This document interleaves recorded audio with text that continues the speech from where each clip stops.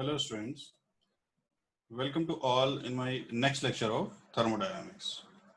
In this lecture, we will discuss about the heat interaction from system to surroundings or surrounding to system. In the previous lecture, we have discussed about the work interaction between system and surroundings. तो start करते हैं video. Heat is the form of energy interaction observed due to temperature difference. Means heat and work both are type of energy interaction, either from system to surrounding or surrounding to system. But work transfer is a type of mechanical energy and heat is a type of thermal energy. तो thermal energy का जो interaction है वो किसकी वजह से होता है? Due to the temperature difference. तो टेम्परेचर डिफरेंस की वजह से जो भी एनर्जी का इंटरेक्शन होगा वो होगा हीट एनर्जी की फॉर्म में, और इसके अलावा जो कुछ भी एनर्जी इंटरेक्शन है वो होगा वर्क की फॉर्म में. ठीक है, तो heat interaction is of two types. Number one is sensible heat. Number one is sensible heat.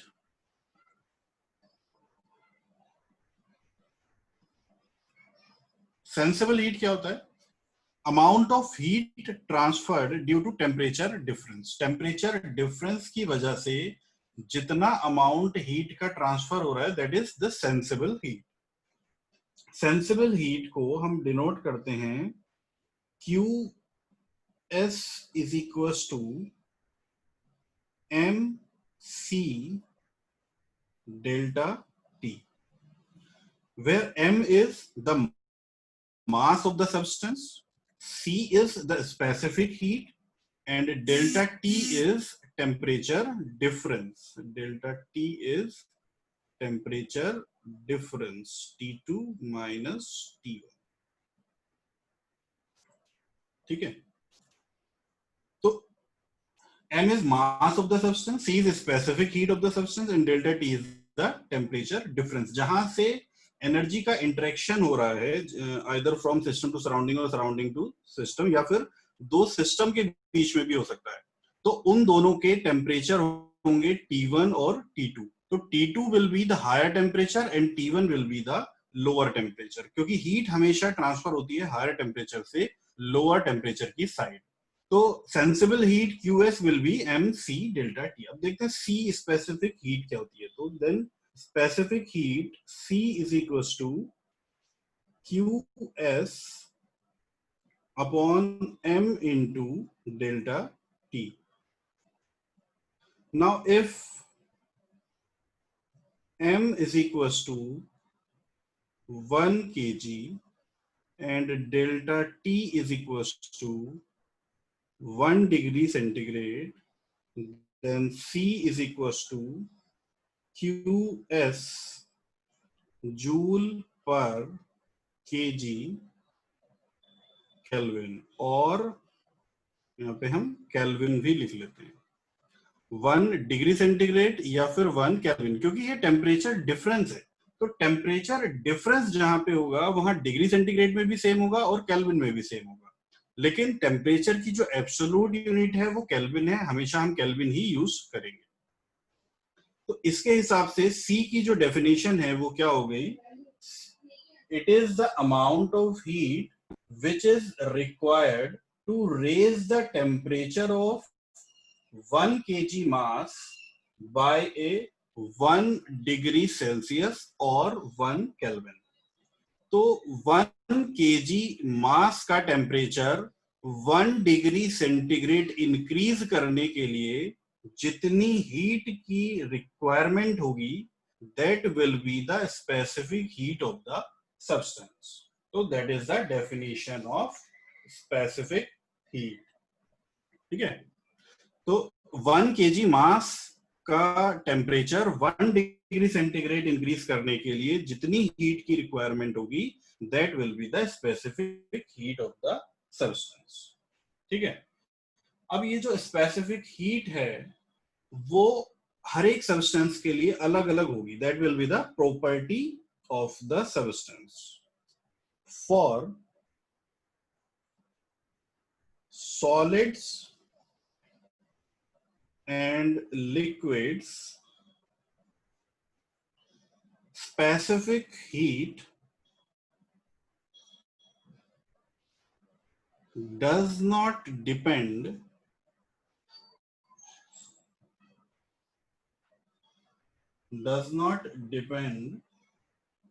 on the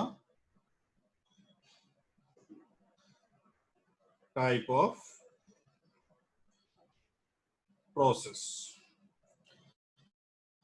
तो सॉलिड्स और लिक्विड्स के लिए स्पेसिफिक हीट प्रोसेस पे डिपेंड नहीं करेगी, जबकि गैसेस के लिए ये प्रोसेस पे डिपेंड करती है. While in gases it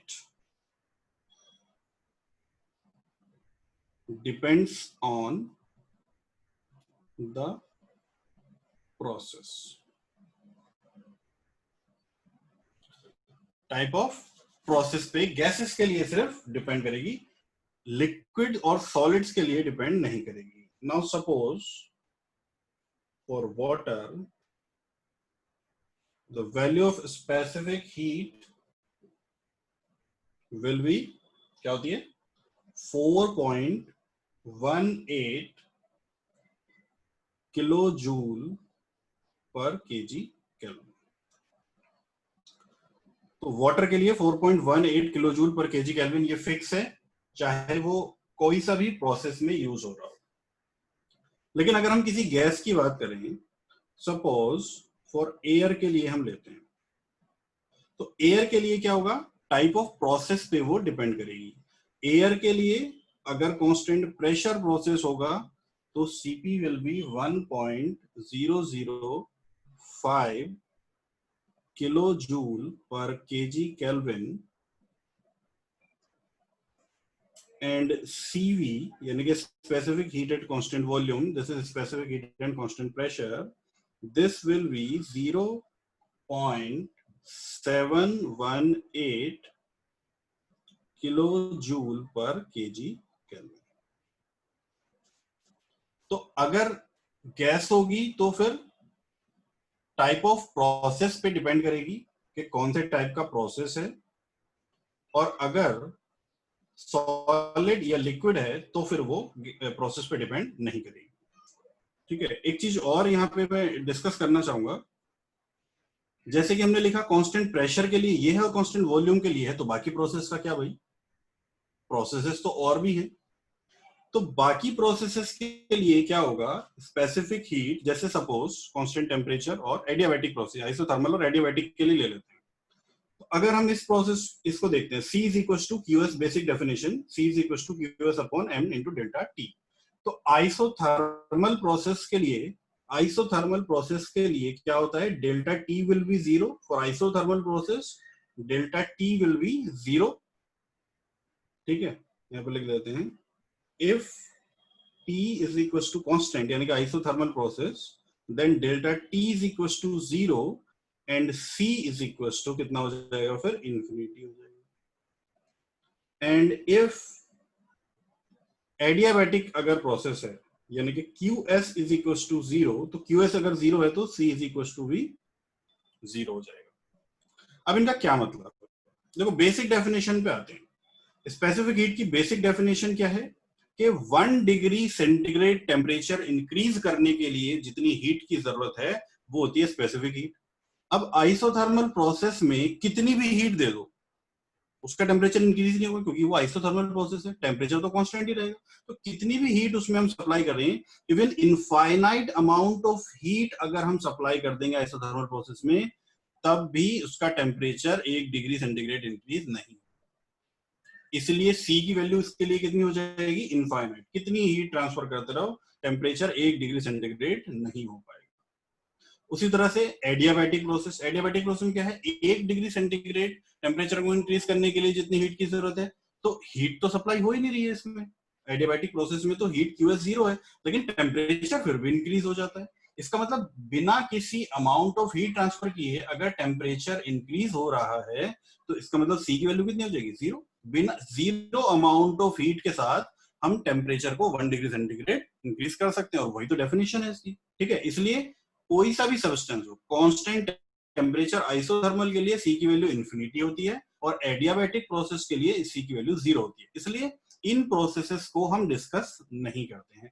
हम जो स्पेसिफिक हीट हमेशा लेते हैं वो कांस्टेंट प्रेशर के लिए लेते हैं और कांस्टेंट वॉल्यूम के लिए लेते हैं, अलग अलग इन केस ऑफ गैसेस, और सेम हो जाती है ये कांस्टेंट प्रेशर के लिए भी और कांस्टेंट वॉल्यूम के लिए भी in case of solids and liquids. ठीक है, तो ये तो हो गई sensible heat. Number two is, this is number one sensible heat and this is number two. Number two होती है लेटेंट हीट।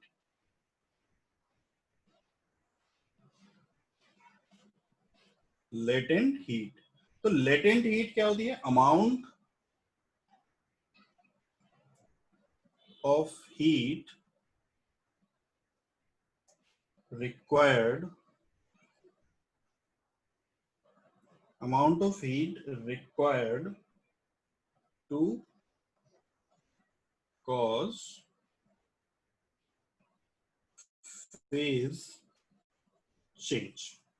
फेज चेंज करने के लिए जितने अमाउंट ऑफ हीट की रिक्वायरमेंट होती है that is the latent heat. It is also in property. तो इसको मैथमेटिकली कैसे डिनोट करते हैं, Q L is equal to, latent heat है तो Q L is equal to M into L. तो एम क्या है, मास ऑफ द सब्सटेंस, जितने मास का फेज चेंज करना है, and L is equal to latent heat. क्या यूनिट होती है इसकी, kilo joule. Generally kilo joule में इसको डिफाइन करते हैं, जूल पर केजी या फिर किलो जूल पर केजी।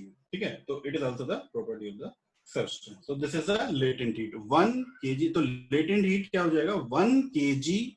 अगर हम यहाँ पे लिखें L is equal to Q by Q L upon M, तो L क्या हो जाएगा, अगर M की वैल्यू 1 केजी है तो अमाउंट ऑफ हीट रिक्वायर्ड, यहाँ डेफिनेशन से भी पता लग रहा है, amount of heat required two phase change of 1 kg of substance. तो 1 kg सब्सटेंस का फेज चेंज करने के लिए जितने अमाउंट ऑफ हीट की रिक्वायरमेंट है that is the latent heat. ठीक है, तो ये होगी दो टाइप की heat, sensible heat and latent heat. Next हम डिस्कस करते हैं representation of all processes on same PV diagram. तो सारे प्रोसेसेस को हम पीवी डायग्राम पे ड्रॉ करके देखते हैं और ये देखते हैं कि इन प्रोसेस को कैसे हम फाइंड आउट कर सकते हैं, उनके क्या क्या प्रॉपर्टीज होती हैं, क्या क्या उनकी कैरेक्टरिस्टिक्स होती हैं। तो इसके लिए हम क्या करते हैं, सबसे पहले हमने एक पीवी डायग्राम लिया और उस पीवी डायग्राम पे कुछ प्रोसेसेस को हमने ड्रॉ कर लिया पहले से। Process A, process B, process C, process D and process E. अभी हमें नहीं पता ये कौन से प्रोसेस हैं, हम ये फाइंड आउट करेंगे कि ये कौन कौन से प्रोसेस हैं और इनके क्या क्या कैरेक्टरिस्टिक्स हैं, और पीवी डायग्राम पे कैसे हम किसी प्रोसेस को आइडेंटिफाई कर सकते हैं। तो ये हम देखेंगे इस टॉपिक में। तो सबसे पहले इसके लिए हम एक जनरल इक्वेशन ले लेते हैं।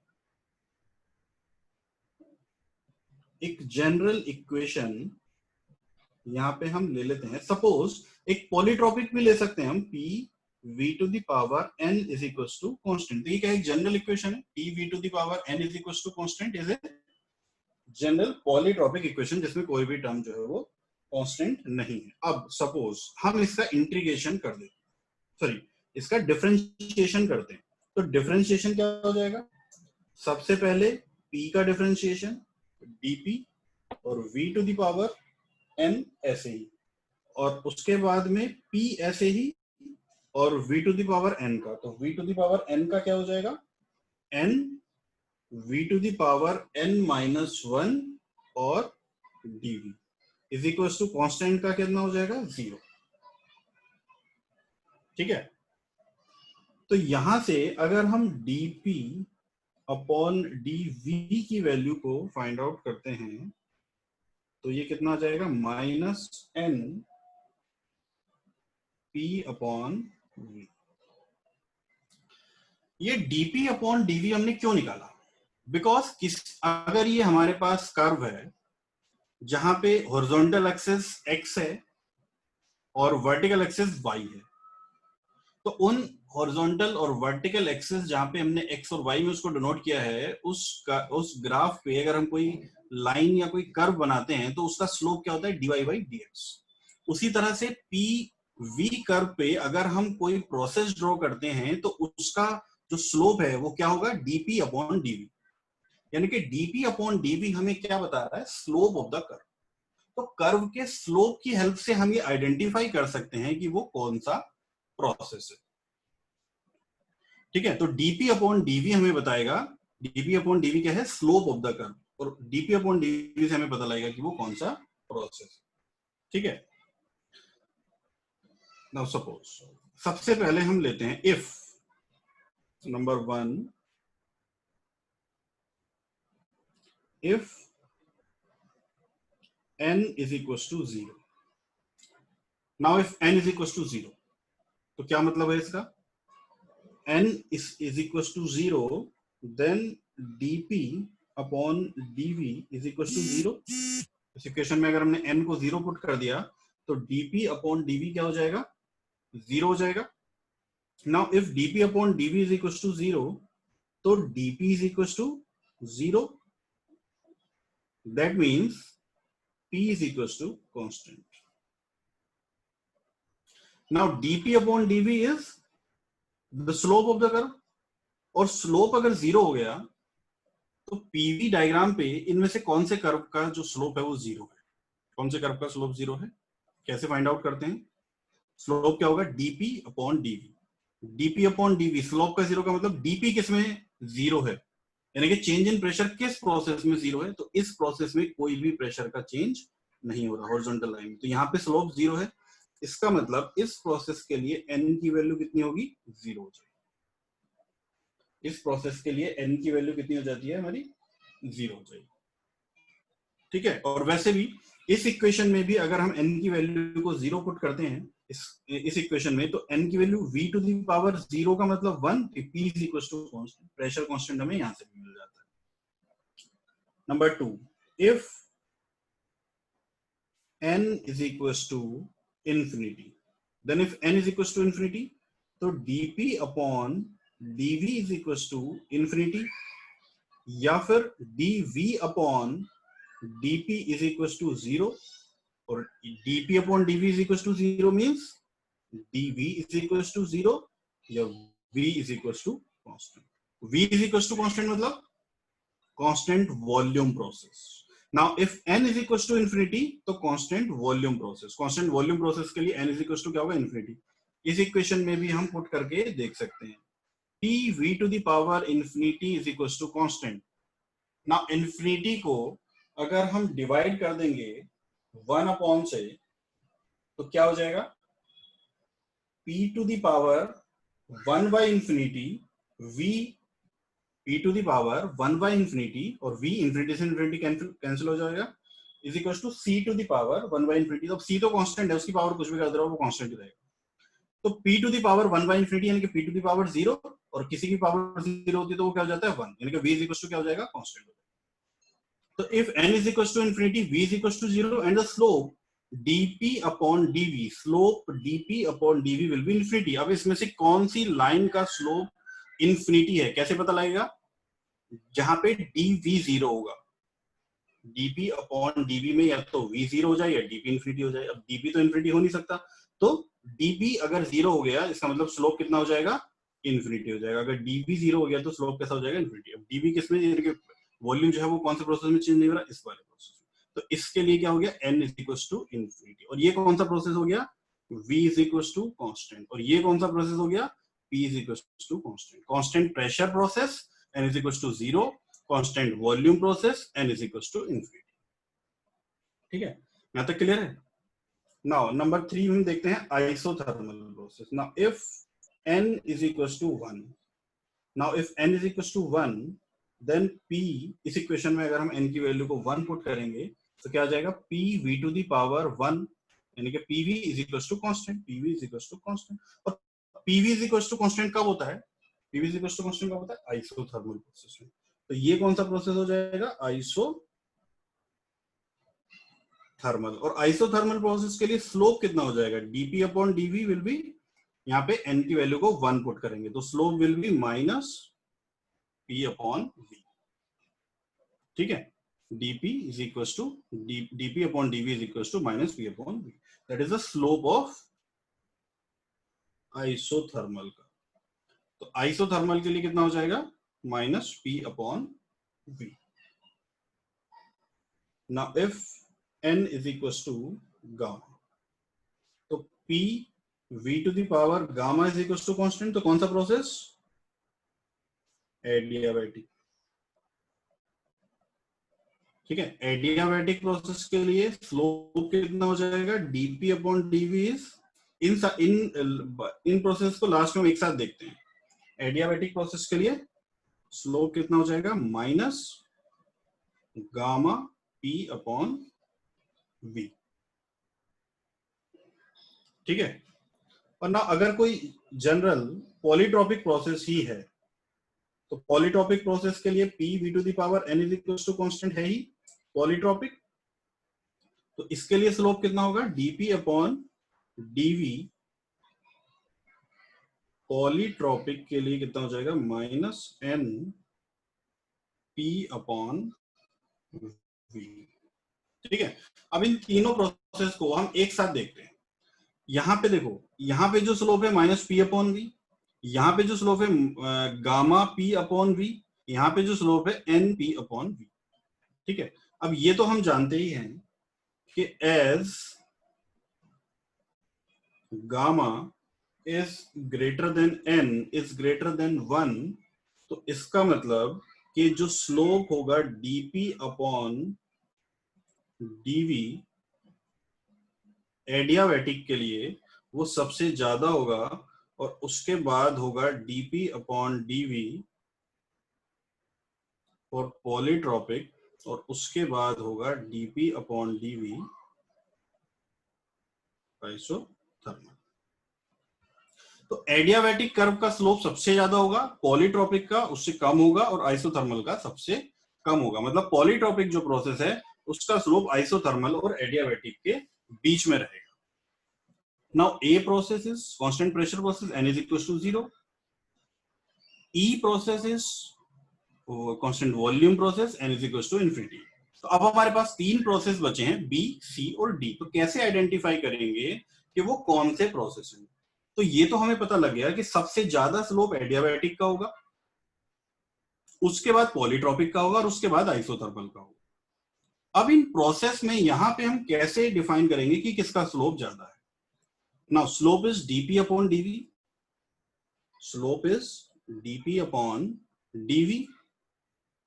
अब देखो इन तीनों प्रोसेसेस में B, C, D, इन तीनों प्रोसेसेस में dp यानी कि चेंज इन प्रेशर वो तो बराबर है दोनों तीनों में, तीनों प्रोसेस में dp जो है वो बराबर है। इसका मतलब जिस प्रोसेसेस में dv कम होगा उसका स्लोप सबसे ज्यादा होगा, और जिस प्रोसेस में dv सबसे ज्यादा होगा उसका स्लोप कम होगा, उल्टा हो जाएगा ना। अभी D में देखते हैं, D में चेंज इन वॉल्यूम dv कितना है? पहले यहां पे था और उसके बाद यहां पे आया, तो this is change in volume dv for, ठीक है, तो ये सबसे ज्यादा हो जाएगा। ये वाला dv ये किसके लिए है? D के लिए, ये है C के लिए, और ये dv है B के लिए। ठीक है, तो this is change in volume for process B, this is change in volume for process C, and this is change in volume for process D। ठीक है, तो सबसे कम चेंज इन वॉल्यूम किसमें है? D में। D में सबसे कम चेंज इन वॉल्यूम है, इसका मतलब स्लोप सबसे ज्यादा किसका होगा? D का। तो D कौन सा प्रोसेस होगा? Adiabatic process. Now D is adiabatic process जहां पे N will be equals to gamma. उसके बाद C प्रोसेस का है, तो C कौन सा होगा? पॉलीट्रॉपिक हो जाएगा। और सबसे कम सबसे ज्यादा चेंज इन वॉल्यूम किसमें है? B प्रोसेस में, यानी कि स्लोप सबसे कम किसका होगा? B प्रोसेस का। तो B प्रोसेस कौन सा होगा? isothermal where n is equals to 1. Now सारे प्रोसेस अब इसमें आइडेंटिफाई हो चुके हैं, ठीक है, सारे प्रोसेस इसमें आइडेंटिफाई हो चुके हैं. This is constant pressure process, n is equals to 0.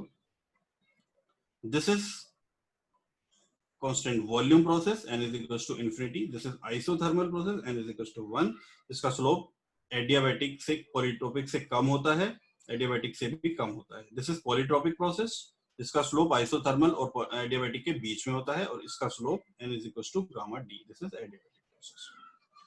ठीक है, तो ये हो गया representation of all processes on same pressure volume curve, जिसमें हमने देखा कि पीवी डायग्राम पे कोई भी कर्व अगर ड्रॉ है तो उसको कैसे हम आइडेंटिफाई कर सकते हैं वेरी इजीली. तो नेक्स्ट हम एक क्वेश्चन सॉल्व करते हैं, उसके थ्रू हमें थोड़ा हीट और वर्क के बारे में थोड़ा आइडिया हो. तो ये क्वेश्चन देखते हैं, इसको रीड भी कर रहा हूं. A system undergoes 3 quasi-static processes as shown in figure. तो फिगर में ये प्रोसेस पहले से ही ड्रॉ करके इसमें दिए हुए हैं. 1-2 is isobaric process, 2-3 is polytropic process with n is equals to 1.4, and 3-1 is isothermal process. 1-2 is isobaric constant pressure, this is constant pressure. 2-3 is polytropic, p v to the power n is equals to constant where n is 1.4, and 3-1 is constant temperature isothermal process. ये question में given है. ना इसका solution देखते हैं. Given क्या क्या है, ये वैल्यूज भी दी हुई है यहाँ पे. p1 is equals to p2 is equals to 4 bar, v1 is equals to 1 metre cube, और पूछा क्या है उसने, v2 पूछा है, और नेटवर्क का मतलब होता है पूरी साइकिल में कितना वर्क हुआ. ये दो उसने क्वांटिटीज पूछी हुई हैं. v2 2 पॉइंट का वॉल्यूम कितना होगा, और 3 पॉइंट का w नेट पूरी साइकिल में वर्क डन कितना होगा. ठीक है, तो पहले हम इसमें 1 by 1 हर एक प्रोसेस में नेटवर्क निकालने के लिए 1 by 1 हमें हर एक प्रोसेस का पहले वर्क डन निकालना होगा, और उसके बाद तीनों प्रोसेसेस में जो भी वर्क निकल के आया है उसको हम ऐड कर देंगे. ठीक है, तो साइन कन्वेंशन मैंने बताया था, work done on the system negative, by the system positive. लेकिन यहाँ पे हमें साइन कन्वेंशन का ध्यान नहीं देना है, क्योंकि जो भी हम वैल्यू को पुट करेंगे उसके अकॉर्डिंगली उसकी वैल्यू पॉजिटिव या निगेटिव वो अपने आप आ जाएगी, और लास्ट में हमें तीनों को बस ऐड करना है. तो जिसमें निगेटिव होगा वो अपने आप ही सबस्ट्रैक्ट हो जाएगा. ठीक है, तो ये वैल्यूज यहाँ पे दी हुई हैं, और एक और चीज यहाँ पे नॉन है, that is P3 is 1 bar, ये भी नॉन है. तो अब हम इसमें क्या करेंगे, प्रोसेस 3-1 को देखते हैं. प्रोसेस 3-1 इज आइसोथर्मल प्रोसेस, जिसका इनिशियल पॉइंट है 3 और फाइनल पॉइंट है 1. यहां से इस तरह से एरो उसमें लगा हुआ है, तो ये जो प्रोसेस है 1-3 नहीं है, 3-1 इस तरह से जा रहा है. इनिशियल पॉइंट 3 और फाइनल पॉइंट 1. तो आइसोथर्मल प्रोसेस के लिए क्या इक्वेशन हम इसमें लगा सकते हैं, initial P3 V3 is equal to final P1 V1. Now P3 known है, V3 नॉन नहीं है, P1 नॉन है, और V1 भी नॉन है. ठीक है, तो V3 की वैल्यू यहां से हम फाइंड आउट कर सकते हैं, कितना जाएगी, P1 V1 upon P3. P1 is 4, V1 is 1 and P3 is 1. देखो वैसे तो जो प्रेशर की यूनिट है वो हम किलो न्यूटन या फिर पास्कल में पुट करते हैं, ये किलो पास्कल में. लेकिन यहाँ पे क्या है कि ऊपर भी प्रेशर है और नीचे भी प्रेशर है, ये तो रेशियो है. तो यहाँ पे जो यूनिट हम ऊपर पुट करेंगे वही यूनिट अगर नीचे भी पुट कर देंगे तो वो कैंसिल आउट हो जाएगा, और सिर्फ वॉल्यूम V1 की यूनिट बचेगी. V1 की यूनिट थी 1 मीटर क्यूब, तो ये भी आ जाएगा आपका 4 मीटर क्यूब में. V3 की वैल्यू कितनी आ गई, 4 मीटर क्यूब. ठीक है, उसके बाद अब 3 प्रोसेस में वॉल्यूम की वैल्यू आ गई, 3 प्रोसेस में प्रेशर की वैल्यू हमें पहले से पता था। तो अब हम इसमें यूज करेंगे प्रोसेस 2 3। 2 3 कौन सा प्रोसेस है? पॉलीट्रॉपिक। तो पॉलीट्रॉपिक प्रोसेस के लिए क्या हो जाएगा? P2 V2 to the power n is equal to P3 V3 to the power n। अब देखो यहाँ पे हमें P2 पता है, V2 फाइंड आउट करना है, P3 पता है और V3 पता है। यहाँ पे भी रेशियो की टर्म में आएगा तो प्रेशर की यूनिट को यहाँ पे भी चेंज करने की जरूरत नहीं है। P2 की वैल्यू 4 इंटू V2 की वैल्यू हमें फाइंड आउट करनी है, n की value 1.4 is equal to P3 की वैल्यू 1 और V3 की वैल्यू 4 टू द पावर 1.4। ठीक है, ये हो गया। तो इसको जब हम सॉल्व करेंगे यहां से, तो ये V2 की वैल्यू यहां से क्या आ जाएगी? V2 की वैल्यू जब इसको सॉल्व करेंगे तो आ जाएगी 1.486 मीटर क्यूब ना। अब 1 पॉइंट का वॉल्यूम पता है, 2 पॉइंट का वॉल्यूम पता है, 3 पॉइंट का वॉल्यूम पता है, 1 पॉइंट का प्रेशर पता है, 2 पॉइंट का प्रेशर पता है और 3 पॉइंट का भी प्रेशर पता है। तो तीनों पॉइंट्स पे हमें प्रेशर और वॉल्यूम की वैल्यू अब पता है ना। अब 1 बाय 1 हम इसमें वर्क की वैल्यू को फाइंड आउट कर सकते हैं, जो फॉर्मूले हमें पीछे ड्राइव भी किए थे। तो सबसे पहले नंबर 1 हम देखते हैं, W12। W12 क्या है? Net work done in process 1 2। 1 2 कौन सा प्रोसेस है? Constant pressure process. Constant pressure process के लिए क्या हो जाएगा? P V2 minus V1। Pressure कितना है? P 4। अब यहाँ पे 4 पुट नहीं करेंगे, यहाँ पे बार है, 4 बार है तो उसको किलो पास्कल या किलो न्यूटन पर मीटर स्क्वायर में पुट करेंगे। तो ये जो यूनिट है यहाँ पे क्या आ जाएगी? 400 मल्टीप्लाइड बाई V2 इज, अभी फाइंड आउट किया है, 1.486 माइनस V1 इज 1 मीटर। ठीक है, तो ये जो वैल्यू है वो आ जाएगी 194.4 किलो जूल। ठीक है ना। उसके बाद W23 प्रोसेस में वर्क की वैल्यू को फाइंड आउट करना है। 23 इज पॉलीट्रॉपिक प्रोसेस। तो पॉलीट्रॉपिक प्रोसेस के लिए क्या हो जाएगा? P2 V2 minus P3 V3 upon n minus 1। तो P2 पता है, V2 पता है, P3 V3 n माइनस 1 सारी वैल्यूज हमें पता है। इसकी जब हम कैलकुलेशन करेंगे तो ये आ जाएगा 486 किलो जूल। ठीक है, तो ये आ जाएगा 486 किलो जूल में ये वैल्यू आ जाएगी। Now number 3, W31 process. W31 process is isothermal process. Isothermal process के लिए क्या होता है? इनिशियल लगा लो या फाइनल लगा लो, कुछ भी लगा लो। P3 V3 ये इनिशियल वैल्यूज हैं और Ln volume final V1 upon V3। Final volume upon initial volume, याद रखना फाइनल वॉल्यूम V1 है और इनिशियल फाइनल पॉइंट 1 है और इनिशियल पॉइंट 3 है।